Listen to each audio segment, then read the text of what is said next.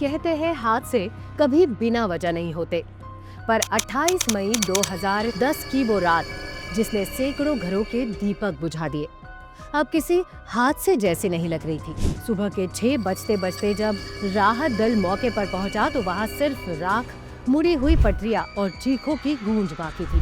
Train के 13 डिब्बे पूरी तरह तहस नहस हो चुके थे। 148 यात्रियों की मौत की पुष्टि हुई और करीब 200 से ज्यादा घायल थे। पर असली कहानी तो अब शुरू हो रही थी, क्योंकि पुलिस को सबूतों में कुछ ऐसा मिला जो सबकी सोच बदलने वाला था। स्थानीय लोगों ने बताया, हमने रात करीब 1 बजे पटरी से तेज आवाज सुनी थी, जैसे किसी ने हथौड़े से कुछ तोड़ा हो। रेलवे सेफ्टी टीम ने पटरियों का मुआयना किया और पहली रिपोर्ट में लिखा, पटरी के फिश प्लेट्स को जानबूझकर हटाया गया था। यानी ये कोई मैकेनिकल फेलियर नहीं, एक डेलिबरेट साबुताज था। फिश प्लेट वो धातु का टुकड़ा जो 2 पटरियों को जोड़ता है। अगर वो गायब हो जाए तो ट्रेन का पटरी से उतरना तय है।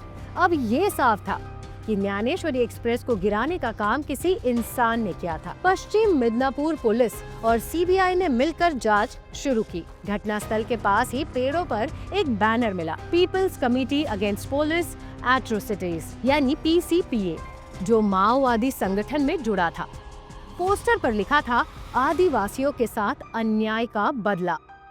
पुलिस को शक हुआ कि शायद माओवादियों ने ही ये हमला सरकार को संदेश देने के लिए किया। पर हर जांच में एक मोड़ होता है और यहाँ वो मोड़ जल्दी आने वाला था। घटनास्थल से कुछ दूरी पर मिट्टी में मिले पैरों के निशान और टूटे औजारों ने जांच को एक और दिशा दे दी। सीबीआई ने फॉरेंसिक टीम से जांच करवाई। नतीजा आया, इन औजारों का इस्तेमाल हाल ही में लोहे की पटरियां काटने के लिए हुआ था। और सवाल ये था, किसने, कब और क्यों किया? पुलिस ने स्थानीय गांव में पूछताछ शुरू की। कुछ ग्रामीण ने बताया कि दुर्घटना से 1 दिन पहले कुछ अजनबी लोग रेलवे ट्रैक के पास घूमते दिखे गए थे, जो खुद को मेंटेनेंस स्टाफ बता रहे थे। उनके पास एक लाल जीप थी और उपकरण थे, पर रेलवे विभाग में उस दिन कोई काम शेड्यूल नहीं था। तभी जांच को एक ब्रेक थ्रू मिला। पास के स्टेशन सरदीहा के गार्ड ने बताया कि उसे रात को ट्रैक पर कुछ चमकता दिखा, शायद रिफ्लेक्टर या मेटल पीस।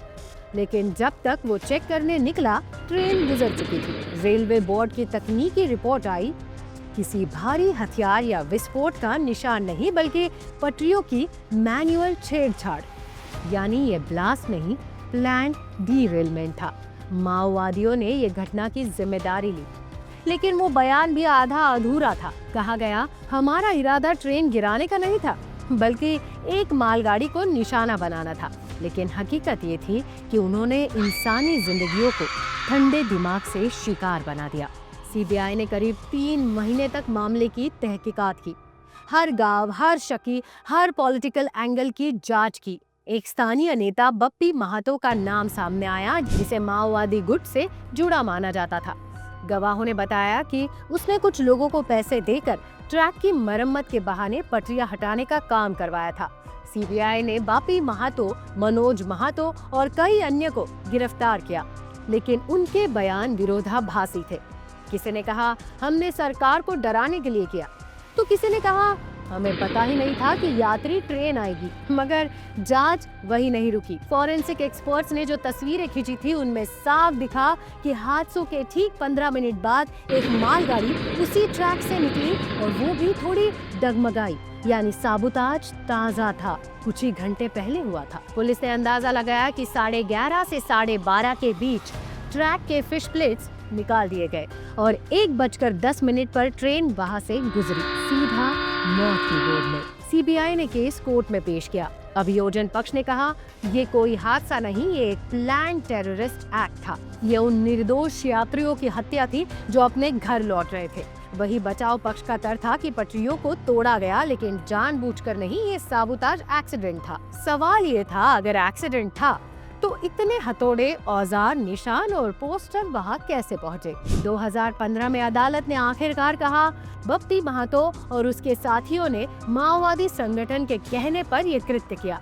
उन्हें आजीवन कारावास की सजा सुनाई गई। पर बहुतों के लिए ये फैसला अब भी अधूरा था, क्योंकि अब तक किसी ने ये साफ नहीं बताया कि असली आदेश किसने दिया था। क्या ये सच में माओवादियों की रिटेलिएशन थी या किसी बड़े राजनीतिक खेल का हिस्सा? हर दस्तावेज, हर बयान में कुछ मिसिंग था, एक ऐसा सुराग जो इस पूरी साजिश का केंद्र था। सीबीआई की फाइलें बंद हुई, कोर्ट का फैसला आ गया, पर हादसे के पीछे का मास्टरमाइंड आज तक रहस्य है। कुछ कहते हैं ये रिवेंज ऑपरेशन था, कुछ कहते हैं ये पॉलिटिकल डिस्ट्रैक्शन। जो भी हो, उस रात 148 लोगों ने अपनी जानें दी, एक ऐसी साजिश में जिसका मकसद आज तक साफ नहीं हुआ। मौत की वो पटरी आज भी मौजूद है, लेकिन उसके नीचे दबी है भारत के सबसे रहस्यमय रेल हादसे में से एक की कहानी।